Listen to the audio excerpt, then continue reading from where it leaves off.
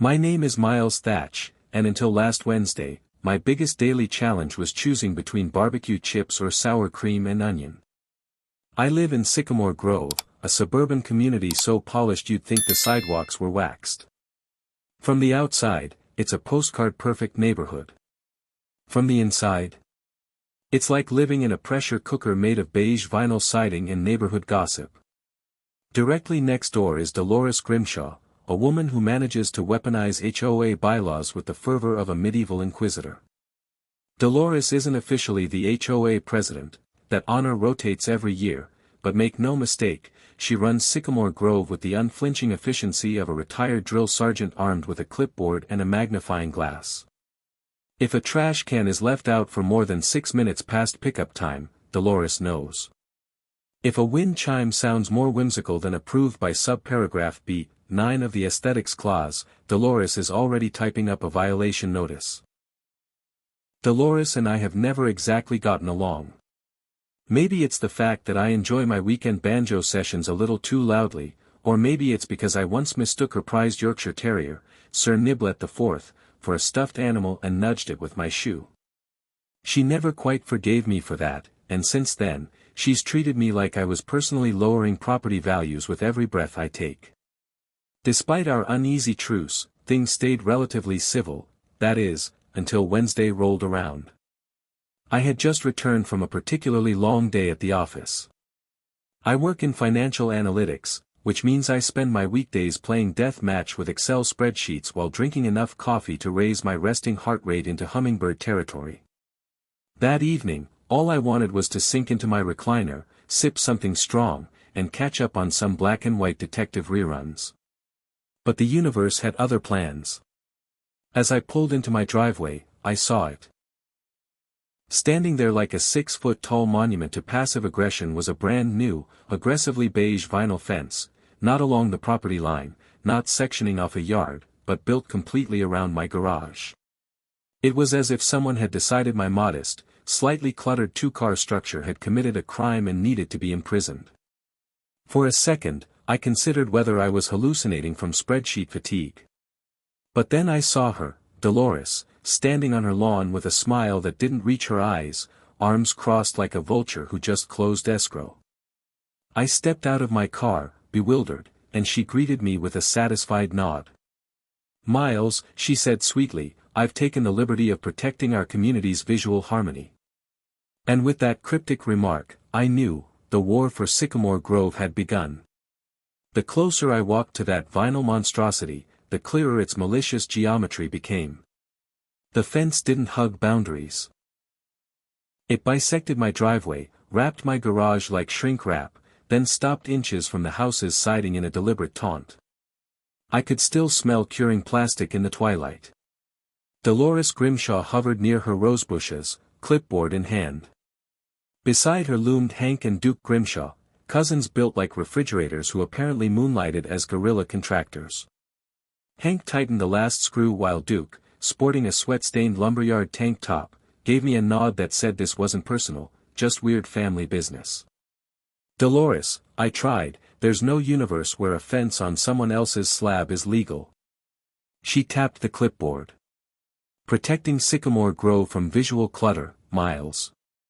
Your garage door's paint is 2 Pantone shades lighter than regulation. This neutral barrier restores cohesion." Hank coughed. "Ma'am, we done here?" Dolores flashed a saccharine smile. "Yes, boys. Community heroism complete."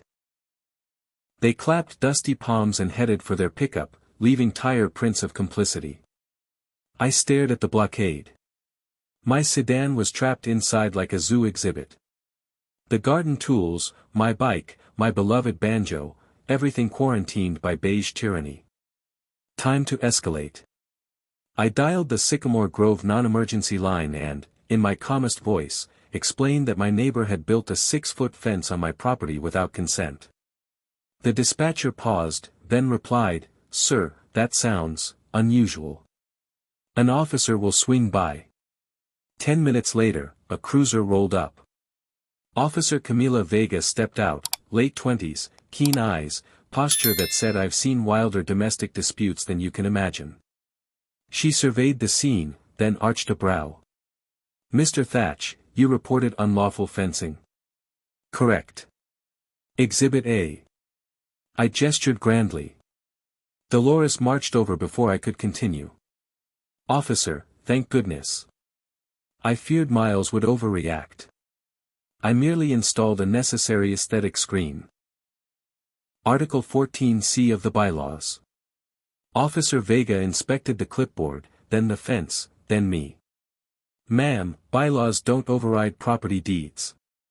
Where's your permit? Dolores's smile flickered. Permit? Our HOA guidelines empower corrective measures. Guidelines aren't building permits, Vega replied. And this definitely modifies a structure. Dolores's facade cracked. But property values. Officer Vega produced a measuring wheel, unspooled a bright tape, and walked the lot line printed on my deed copy. She stopped mid-driveway and planted a boot. Ma'am, this fence trespasses 4 feet onto Mr. Thatch's parcel. You have 2 choices, remove it voluntarily or face a citation for trespass and unlawful construction. Duke shifted. Dolores didn't mention that. Hank muttered, I told you it felt off. Dolores drew herself up. I will not allow substandard maintenance to undermine our cul-de-sac. Citation it is, Officer Vega said, already filling forms. Plus an order to dismantle within 24 hours. Dolores sputtered about lawyers and civic duty, but paperwork doesn't negotiate. Officer Vega taped a neon orange notice to the fence, remove or be removed. When the cruiser pulled away, Dolores spun toward Hank and Duke. Family loyalty, gentlemen. We'll appeal. Hank rubbed his neck. Aunt D, jail time ain't the family reunion I'm aiming for. Duke nodded in wary agreement. Dolores hissed something about spineless woodpeckers, and stormed inside, slamming her door so hard her porch gnome toppled. I exhaled. Small victory secured, but the war. Only warming up. Morning light found Hank and Duke back on my driveway, armed with crowbars and the reluctant air of men who'd rather be fishing. Officer Vega's patrol car idled at the curb, ensuring compliance. Dolores was nowhere in sight, curtains drawn, ego nursing its wounds. First panel came down with a crack, followed by another. Each thunk felt like a drumbeat of justice. Neighbors emerged, joggers slowed, dog walkers lingered. Mrs. Judith Hyland, famous for filing noise complaints against car door slams, offered me banana bread in solidarity. By noon the fence lay in slats. Hank stacked them quietly. Duke approached, cap in hand. Sorry 'bout the hassle, Mr. Thatch. We thought it was legit. I clasped his hand. You did the right thing coming back. Officer Vega signed their compliance form. Gentlemen, deliver these materials to the recycling depot. Receipts to City Hall by Friday. They nodded like schoolboys and drove off, bed piled high with shame-colored vinyl. Once the last screw was gone, my garage breathed again. I opened the door, backed my sedan out triumphantly, and the crowd applauded. Someone even whistled the national anthem, off-key but spirited. That evening, an anonymous post hit the Sycamore Grove online forum, Tyranny toppled on Sycamore Grove. It included before and after photos, plus a slow-motion gif of Duke dropping a fence panel. Comments poured in, laughing emojis, about time, and one from screen name Garden Enforcer 99 calling me a reckless anarchist. Pretty sure that was Dolores. But the real blow landed an hour later when the HOA board blasted a statement. Notice, the council disavows unauthorized structures. Effective immediately, Ms. Dolores Grimshaw is suspended from covenant enforcement duties pending review. Translation, she'd been benched. I might have left it there, victory tastes sweeter in moderation, but Dolores doesn't do moderation. At 9 p.m. she rang my doorbell, cheeks crimson.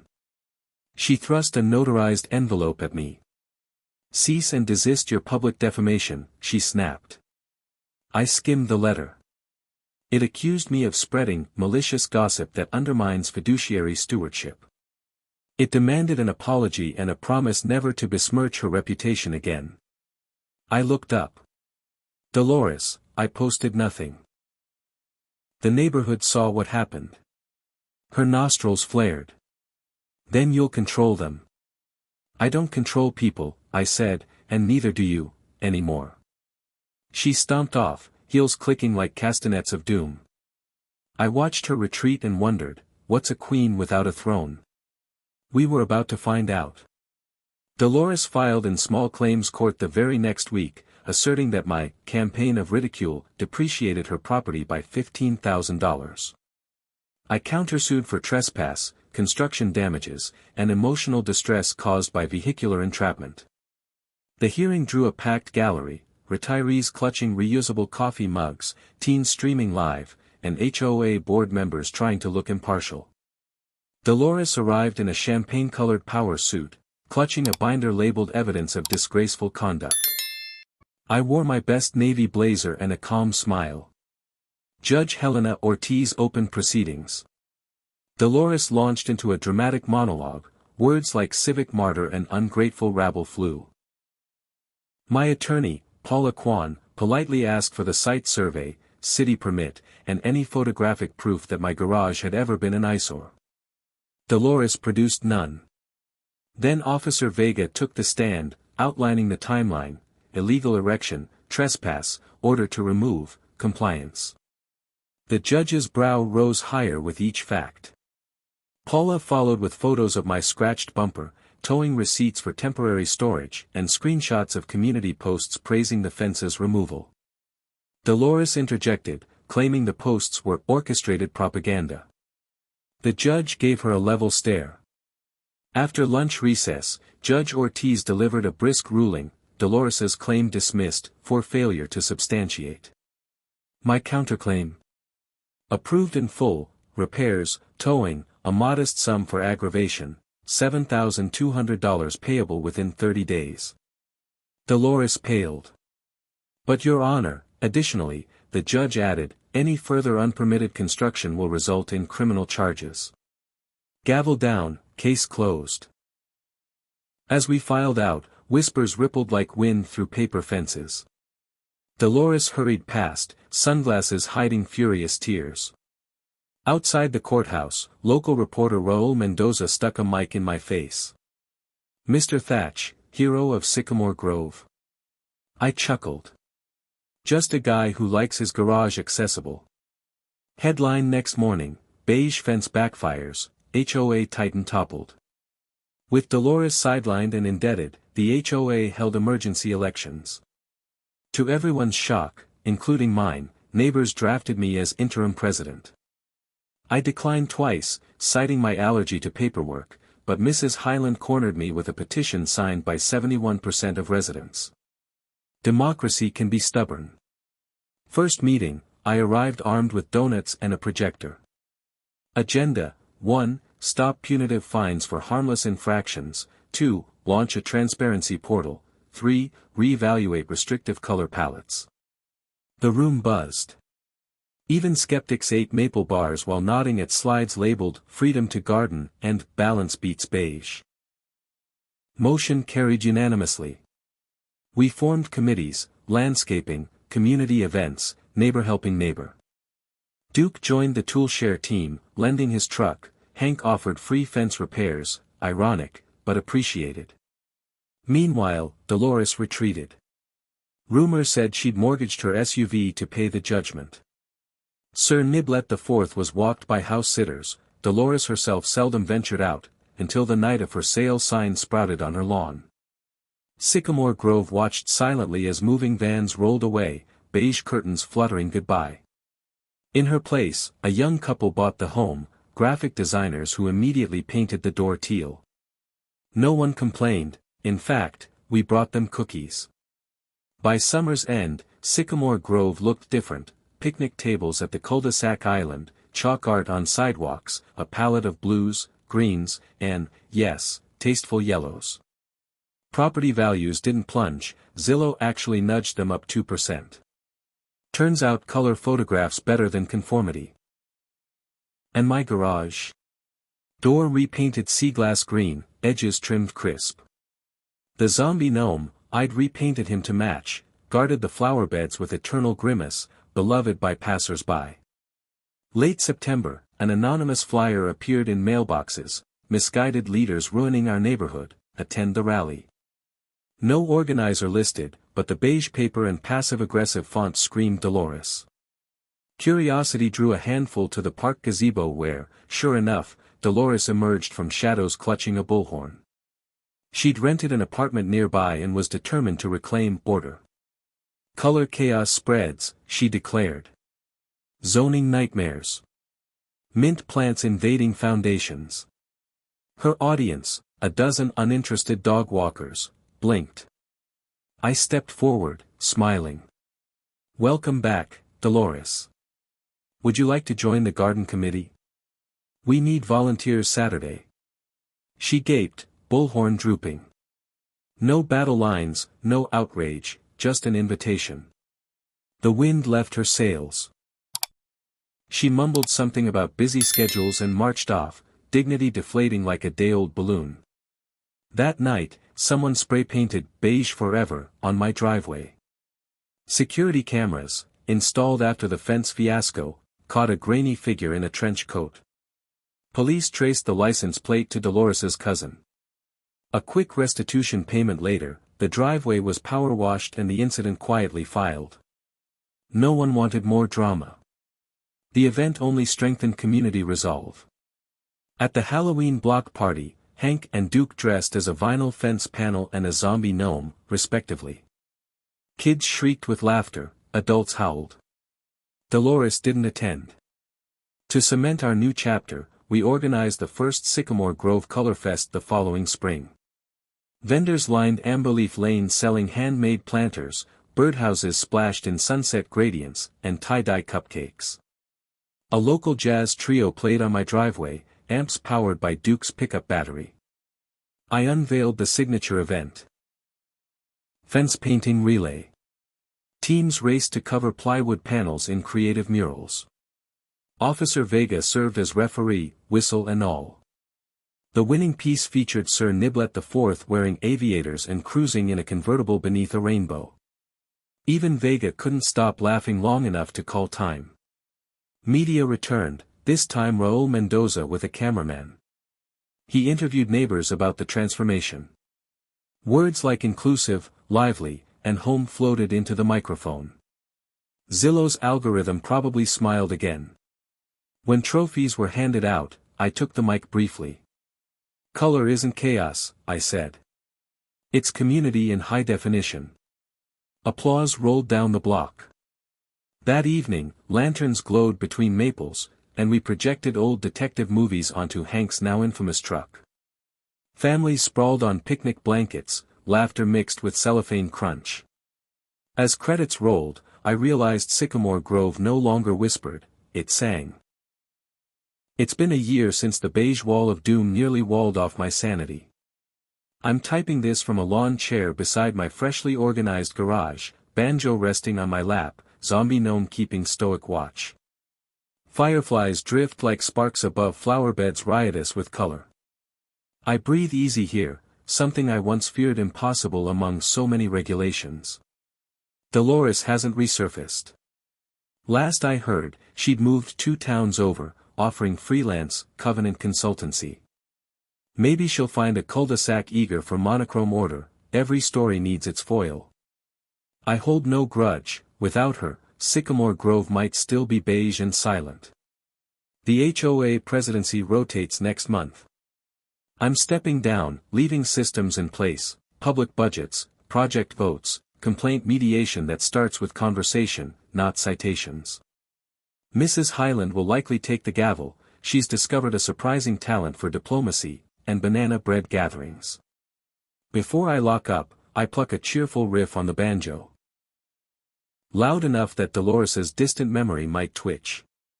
No one complains, a neighbor even whistles harmony through an open window. I glance at the sea glass garage door, free of fences, and feel something settle, satisfaction, maybe gratitude. Turns out the surest way to tear down walls is to let everyone paint a little piece of them first. I raise my glass of lemonade to the moon, to Officer Vega's steadfast fairness, to Hank and Duke's redeemed reputations, to the teal doorway across the street, and to the zombie guarding my petunias.